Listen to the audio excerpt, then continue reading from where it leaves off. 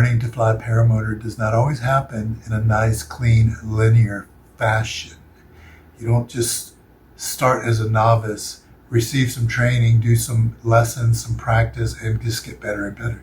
Sometimes what I'm trying to say is you might regress for one reason. Maybe you had a setback, maybe you had an injury, maybe you had something happen, a gap in your training, or some difficulties with equipment. But for whatever reason, you might have been doing well up to a point, and then for some reason, you start doing poorly again. Start picking up bad habits, maybe.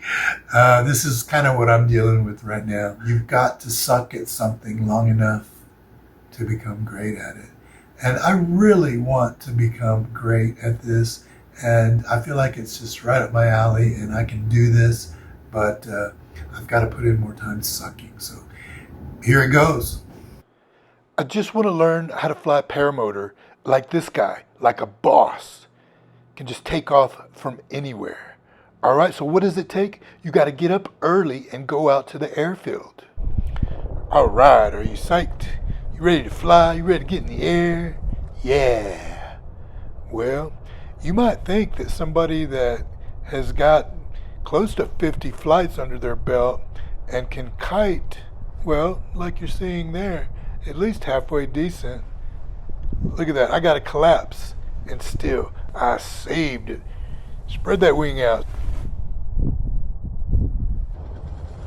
Alright, so here is my first attempt and fail. I was forward launching and this didn't work out for me. So if all else fails, seek professional help. I've got the coach in my ear there, and still sometimes things just don't work out. I was trying to sit down and had the helmet ripped off my head and all kinds of bad things. Again, slow motion of the forward, collapse to my knee. Got my pants really dirty. Slow motion of the reverse, and for some reason I just wanted to take a seat, and that didn't work out because my head was jerked backwards and helmet pretty much ripped off my head.